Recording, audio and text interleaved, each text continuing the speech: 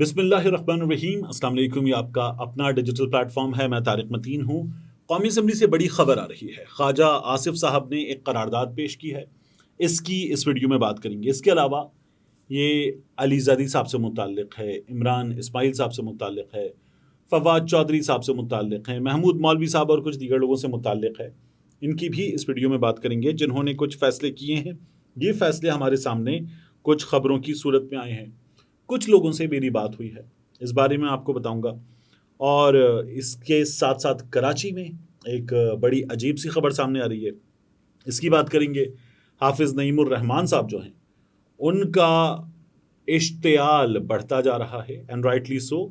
और दूसरी तरफ लंदन में मुलाकात होने जा रही है, उसकी भी बात करेंगे। सबसे पहले कौमी असम्बली में करारदाद, ख्वाजा आसिफ साहब ने करारदाद पेश की है।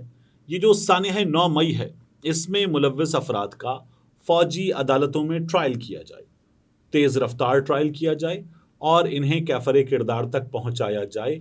मुत्तफ़िक़ा तौर पर यह करारदाद मंजूर हो गई। सिर्फ एक आवाज़, मुत्तफ़िक़ा इसलिए मैंने कहा कि सिर्फ एक आवाज़ थी, जिसके बारे में हमें अंदाज़ा था कि वहाँ से यही फ़ैसला होगा। वो फ़ैसला था मौलाना अब्दुल अकबर चित्राली का। तो इसकी बुनियाद पर अगर इसे आप कसरत राय से मंजूर होने वाली करारदाद कहना चाहें, तो मैं इत्तेफाक इसलिए नहीं करता कि अब्दुल अकबर चित्राली साहब का स्टांस हमेशा से हमारे सामने क्लियर है। मगर ये वही ख्वाजा आसिफ साहब हैं जो हमें बताते थे कि फ़ौज ने क्या क्या किया है, और फिर ये वजारत दिफा के मनसब पर पहले भी फायज हुए, अब भी फायज हुए हैं, और अब ख्वाजा आसिफ साहब एक यकसर मुख्तलिफ शख्सियत के रूप में हमारे सामने मौजूद हैं। ये जो कौमी असम्बली में हुआ है, ये फॉलोअप है। ये फॉलोअप है army chief general Asim Munir साहब की मुलाकात शहबाज शरीफ साहब से जो हुई, उसका। उस मुलाकात में आमतौर पर जब ये मुलाकात होती है ना वज़ीर आज़म की आर्मी चीफ से, तो उसके बाद एक स्टैंडर्ड खबर आती है। उस स्टैंडर्ड खबर में कुछ गिने चुने लफ्ज़ होते हैं, और उन्हीं लफ्ज़ों के दरमियान में किसी आधे जुमले में चंद लफ्ज़ों में खबर होती है।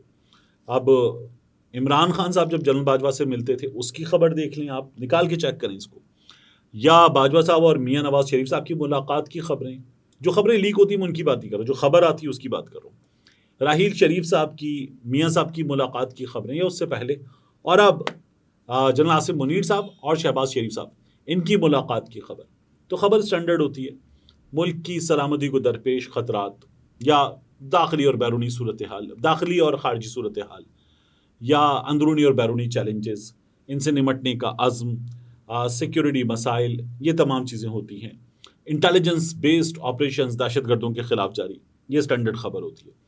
इसमें एक जुमले में खबर होती है जो मारूजी हालात से जुड़ी होती है, और जो सहाफ़ी खबर फाइल कर रहे हैं ना, उसको भी कहीं ना कहीं स्टैंडर्ड जुमलों के अलावा एक खबर तो देनी है। ये चीज़ बेचैन करती है। तो अब की बार खबर ये आई कि सानिह 9 मई, इस सिलसिले में कानूनी चाराजोई के मामला जो हैं वो ज़ेर बहस आए। तो फिर उसके बाद कौमी असम्बली से खबर आ गई हमारे सामने। अब कौमी असम्बली से आने वाली खबर ये बता रही है कि तेज़ तर और फ़ौजी अदालतों के मामलात, फ़ौजी अदालतों के मामलात में क्या होगा, वहाँ मुकदमा चलेंगे। पहले भी जब ये चलते थे तो कर्नल रैंक के, ब्रिगेडियर रैंक के ऑफिसर्स इनको देखते थे, और ISPR की तरफ से जो है ख़बर आती थी। अब की बार भी उसी तरह से है, ख़बर आएगी, और मामला जब सिविल अदालतों में जाएंगे तब हमें पता चलेगा कि इस मामले में अब तक क्या हुआ है। तो इन्हीं अदालतों में मियाँ अकरम उस्मान, जो पंजाब असम्बली में कायदे हिज़्ब इख्तिलाफ थे, मियाँ महमूद रशीद फिर बाद में वो हुकूमत में आ गई थी, पाकिस्तान तहरीक इंसाफ तो वज़ीर बन गए थे, उनके दामाद साहब हैं और कुछ दीगर लोग हैं। ये सिविलियंस का आप यूँ समझ लीजिए कि पहला बैच जिसके बारे में खबर आई थी कि इनके खिलाफ फ़ौजी अदालतों में मुकदमा चल रहे। फिर मैंने आपको बताया था तफसील से कोर्ट मार्शल की कार्रवाई का सामना कौन कौन कर रहा है, उनके बारे में खबर आई थी। तो ये भी 16 ही का नंबर था, पहला भी 16-17 का नंबर था, दूसरा भी। तो ये अफराद थे जिनके खिलाफ ये मुकदमा चल रहा है। लेकिन अभी मज़ीद अफराद हवाले किए जाएंगे और इनके खिलाफ तेज़ तर केसेस चलेंगे। ये अभी हमारे सामने होना है। कौमी असम्बली में ये बात तय हो गई है। तो फिर उसके बाद अदालत में जाएगा मामला। मैंने आपसे पहले भी अर्ज़ किया था कि अदालत में जब ये मामला जाएगा तो दिलचस्प इस लिहाज से होगा कि अदालत में दरख्वास्त दायर कर दी गई है कि फ़ौजी अदालतों में मुकदमात ना चलाए जाएँ।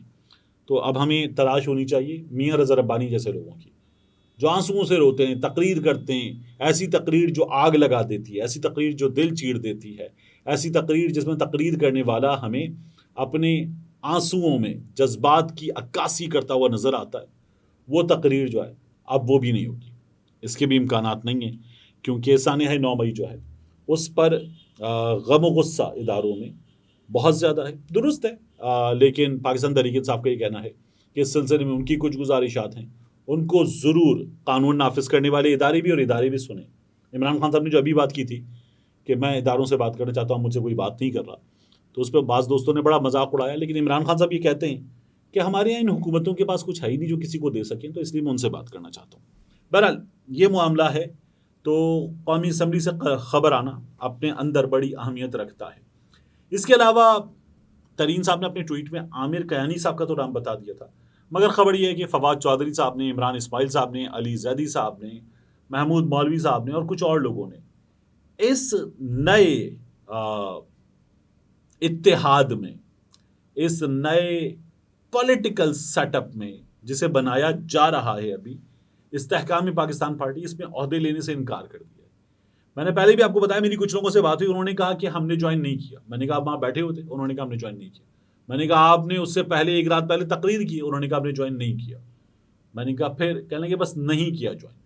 तो ये इन लोगों का मामला है। इन्हीं लोगों ने ओहदे लेने से इनकार कर दिया। इनको बताया गया था कि आपको यही ओहदे दिए जाने, इन्होंने कहा हमें ओहदा नहीं चाहिए, और हम जो है वो इस सिलसिले में फिर मजीद बात करने पर मजबूर होंगे। तो ये लोग इस वक्त इस जगह पर मौजूद हैं।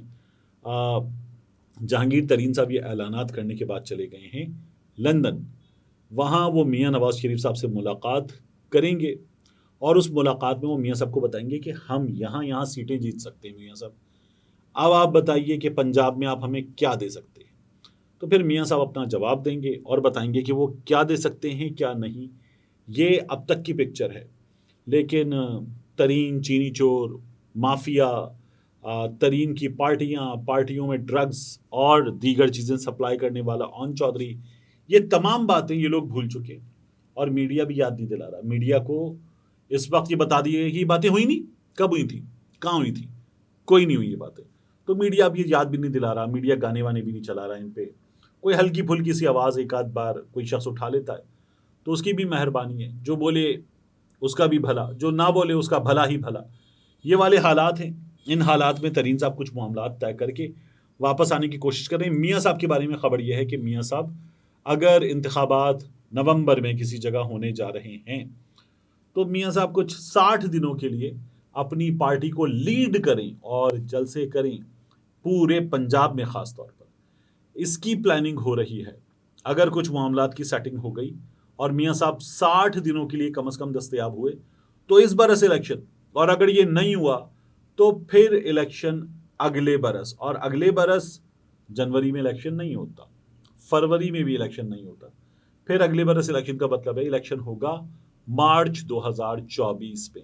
जनवरी फरवरी माइनस कर दिए हैं हमने सख्त सर्द मौसम की वजह से। मिलते हैं इंशाल्लाह आपसे अगली वीडियो में।